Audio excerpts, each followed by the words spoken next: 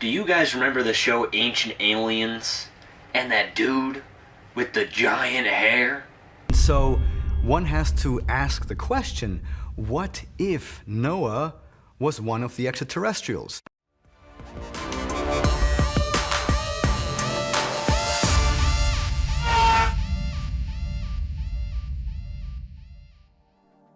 But anyways, in all seriousness, welcome back to another episode of Raunchy Reviews, and in this one, we are going to be attacking the movie Ben 10 Race Against Time. If you're a longtime fan of my channel, you probably remember me making a bunch of Omnitrixes before in the past. Well, now we're reviewing one of the movies. And before, it was a cartoon show on Cartoon Network, and we both loved it growing up. They made a live-action movie, I would say close to the time of the show ending. I believe they made 2 movies for the Ben 10 show, which is technically Ben 10. 2 live action movies. Yeah, 2 live action, and then I think there was one just animated movie, which was Secrets of the Omnitrix. There was Race Against Time, and then there is also Alien Swarm. And so we're going to be doing Race Against Time and Alien Swarm as a duology. So yeah, let's get into it. So the main characters in this movie are Ben Tennyson, Gwen Tennyson, Grandpa Max. The main villain of this is Eon. And there's a bunch of, like, old-ass plumbers that... Side characters as a puppet. Really old puppet. Constantine Jacobson. One scene, but it was a good scene. But yeah, let's just get off talking about Ben. Personally, I thought that this movie, he was kind of a bad actor. I think he really looks the part. Yeah. Clearly the guy just didn't have enough experience yet. Yeah, I mean, you know, you're a 12-year-old. Right. How good of acting can you really do? I feel, though, he was a fan of the series, though. I'm sure he probably was. Like, it was probably a dream come true to actually be Ben 10, slamming that on the tricks. Well, yeah, dude, I feel like I remember watching, like, a video of him talking about when he had the Omnitrix, and he thought it was super cool. Yeah, where they actually, like, do you remember that? Where they actually, like, went into, like, how they actually, like, operated the Omnitrix, and it was actually, like, they had wires leading out to, like a switch or whatever that would, like, shoot it up. You know what I do like? I do like how he never washed his shirt. Yeah, I like how that was brought up. Like, he just wore it the whole summer, like, never washed it. Disgusting. That stinky motherfucker. Like, and it even looks dirty. Like, when he brings it on screen, it looks like they threw it in dirt before they shot it. Very realistic. We might as well just go into Gwen right away. I mean, probably a little bit of a better actor, but not too. Yeah, she was a little bit better. It seemed like she was trying a little bit more than the Ben actor, but she also didn't have many lines. She felt like the character of Gwen. She was smart, but she didn't do any magic. I don't remember her doing too much magic in the original series, honestly. Well, no, but when she did get the book, she would do a little bit of magic every once in a while. Me, personally, I think it was a budgeting thing. They're like, listen, no, we got all this CGI we're doing. Dude, we gotta do Cartoon Network movie, man. Like, we gotta show an alien invasion. That looked horrible, by the way. But you know, you could see the pixels of the alien. It was kind of bad. But you know, you work with what you got. I do think that Grandpa Max fits the character of, you know, the character of Grandpa Max. The actor did. He did not look like Grandpa Max. Yeah, I'd say they did a much better job in the next movie. He was just a very calm actor, like, you know, you don't give him anything where you'd yell. The last character we gotta talk about is Eon. I thought he was a pretty solid villain for just being introduced in this movie. And then they actually expand upon his character in Ultimate Alien. But I do think his plot is very, you know, like his, oh, I gotta destroy the human race with my race of warrior aliens or whatever the hell he was. It did feel kind of generic. See, I feel like the Omnitrix didn't really have much to do with it, though. What do you mean? Alright, no, hear me out. Before he changed, the ships were on their way. The ships were on their way, Bryce, alright? Then when he changed, nothing really happened. But after he changed back, the ships just disappeared. Well, that's because they destroyed the hands of Armageddon.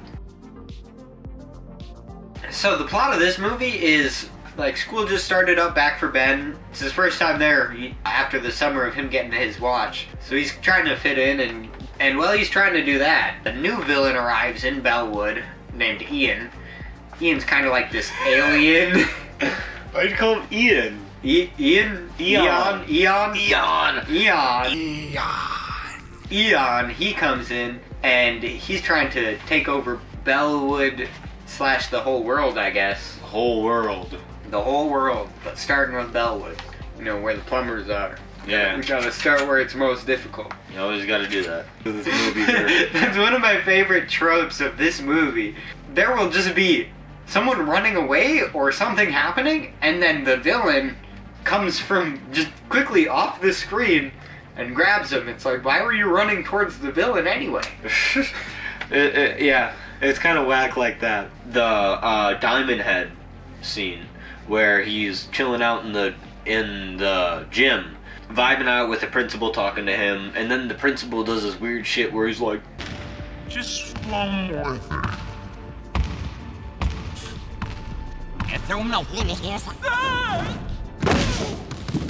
wildest shit ever. Eon comes in, he turns into Diamond Head.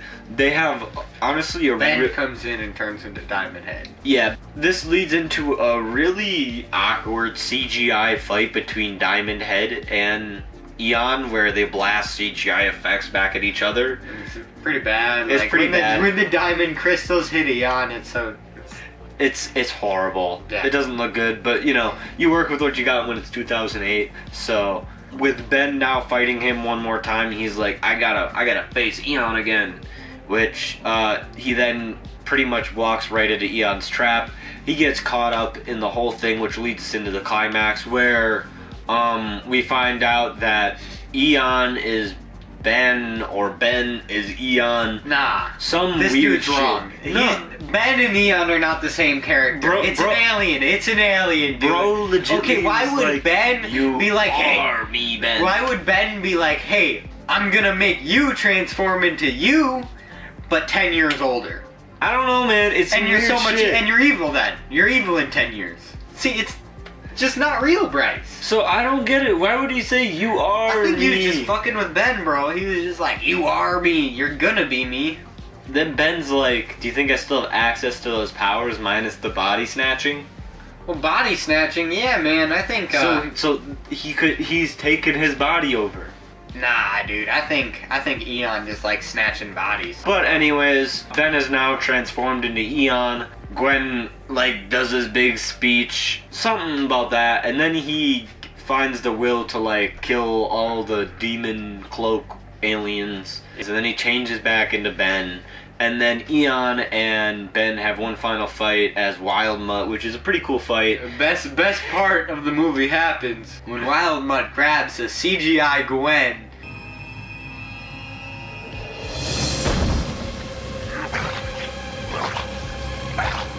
No! It's not my time! And you can like if you pause it or just like even just like really look at it, it's just the worst CGI It's person horrible. ever. Well, why'd you grab your cousin? You could have grabbed literally anyone. Literally anyone, but he grabbed his cousin, like... Like he could have grabbed the principal who he disliked. Nah, bro, he liked him towards the end. Yeah, he was getting close with him. My favorite scene is when Ben is fighting Eon. Old dude comes out.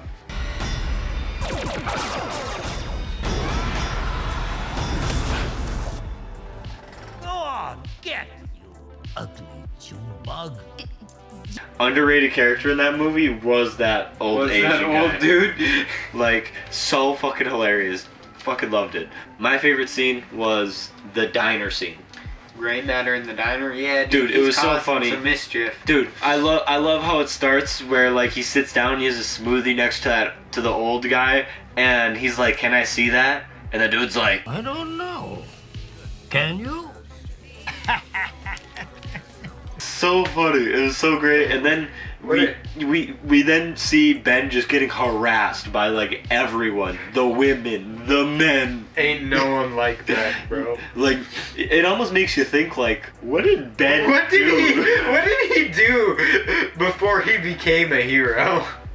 Like, was he just like a shitty person? Like even like he was getting bullied. Like, what's going on here? Bryce is like, is he a shitty person? He was being bullied. So Ben is now fed up, and he's like, I'm gonna go forearm on these guys, but doesn't work, and he goes gray matter. he uses that to his advantage and starts messing with all the equipment at the diner. Pies and hot dogs. Dude, it was the wildest shit ever. It's kind of funny, slapstick comedy. But I think the funniest part is that I think it was calculated by gray matter so that he didn't hit that old man. Because he just didn't get hit. Either that or that old man just picked a really good spot. He picked a nice spot, dude. He's like, well, if I sit here, there's no chance no hot dogs or pies will be flinging me in the face. Soda guns are pointing that way. We're good. Like, dude, anything happen here, I'm solid. I got my coffee, I got my newspaper. Chilling. The big thing that we gotta talk about is the CGI for all of the aliens, which I think they look alright. All the aliens look pretty good. I'd say Diamond Head was kind of lacking, but I don't know. That was in a fully lit scene, so Yeah. it's harder to do that stuff. Yeah, that's what I'm saying.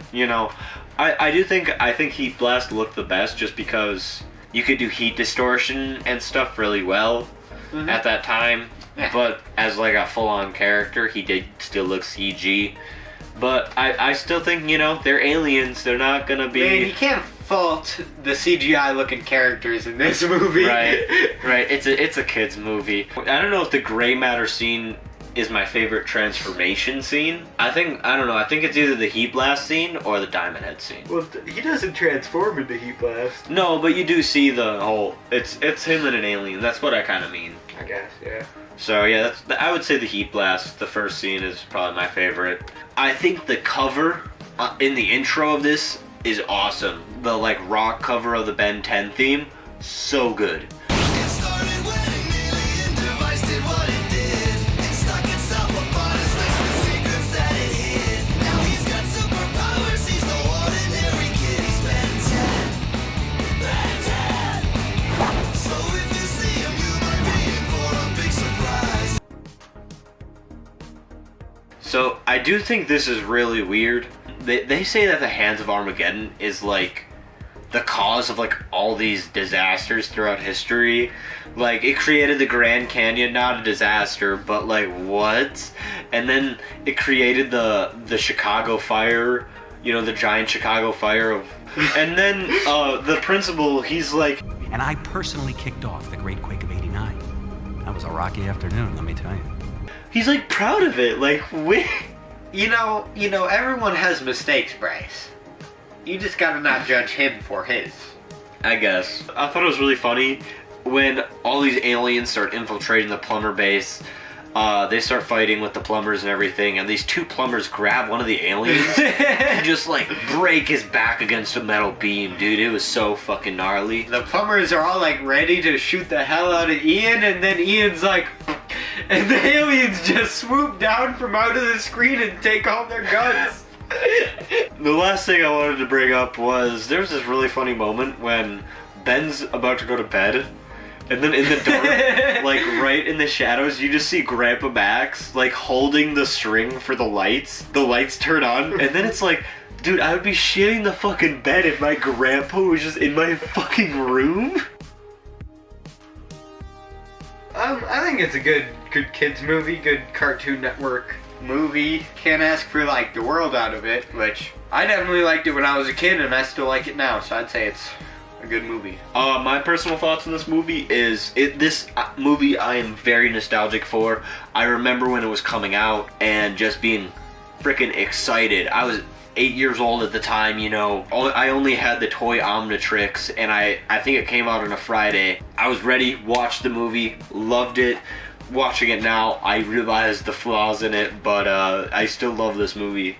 I think honestly it's hilarious. Like the little flaws in it just make it that much better for me now. What would you rate this movie, dude? 3.5. I would. You know what? I'll give it a 3.5 as well. It's not as good as I remember it, but the nostalgic factor's still there. So All these movies that we're reviewing, be like, I'm nostalgic for them. Why don't you just call yourself the nostalgia critic?